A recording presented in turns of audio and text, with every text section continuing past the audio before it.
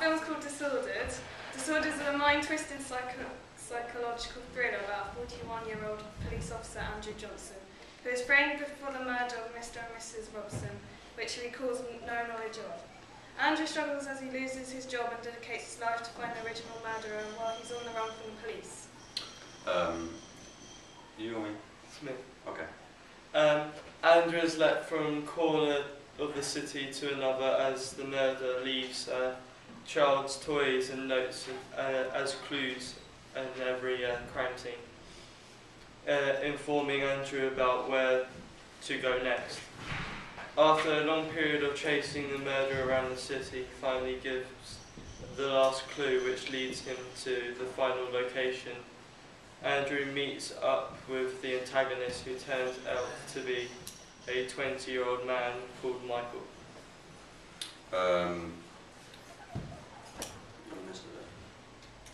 Okay, Michael has the mental disorder, making him believe that he's a young child. Michael tells stories about his childhood, revealing that he's actually the son of Andrew from a late, unsuccessful, failed relationship, with both the police on his back and a mentally disordered serial killer. Andrew just breaks down completely and decides to take his own life.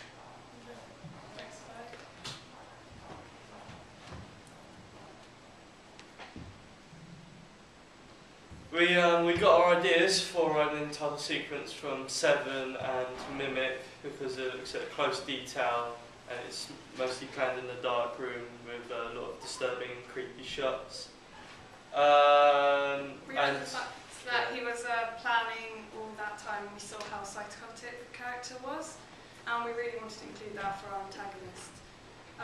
We also got ideas from the split personality from Fight Club and the innocence of the antagonist from Identity. Thanks, sir. Oh, yeah, okay. Yeah, it starts, the opening title sequence starts out in a dark room with the antagonist sitting in the room, kind of, he's kind of, what's the word, planning his murder. You get introduced to his identity. So with the camera kind of filming over the walls, where you see crossed out heads and notes from magazines and child books, and with the faces of the family completely ripped out. Yeah. Yeah, well, we'll have most of the opening title sequence will be in a room, but there will be one or two shots of the antagonist sitting outside in an empty playground, kind of creepy feel to just sitting there on his own, kind of waiting for the right moment. Next slide, please. We've worked out that we would actually need 6 20-second slots to fill up our time, and we would like to include like scary dolls, murder weapons, which we would see later in the film, and scribbled out pages of child's books, and basically the stuff that we've got on here, like scribbled out mother and father child books. We also would include a black cross which symbolises his mum, because that was the only thing that he had left of his mum, and that's the only connection he has to his parents.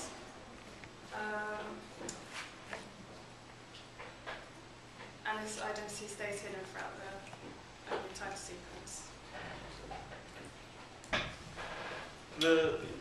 Yeah.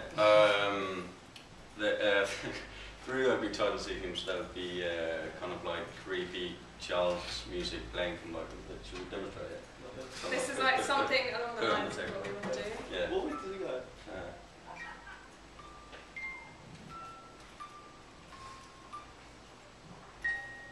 Well, that creepy child's music kind of is played in the background while he's kind of preparing these very horrifying things that just wouldn't suit with that sort of music. makes it kind of psychological and horrible.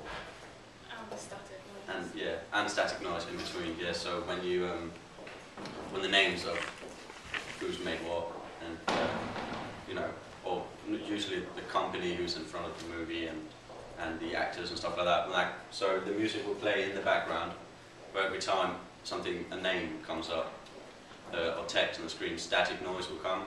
So it kind of like it'll take the audience out of the focus from the child music and then throw them back into the child music again, and eventually it'll just get louder and louder and louder.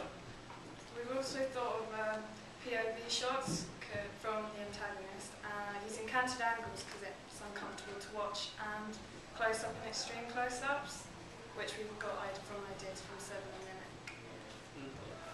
Mimic. The props we would have for the opening title sequence would be obviously dolls, like little toys, skipping rope, which we'll find out later in the film why they're there. And you'll see a black cross sitting there, which is a symbol of his mum and the only remaining part of his family that he's got left. That's really mostly the props we've got in there.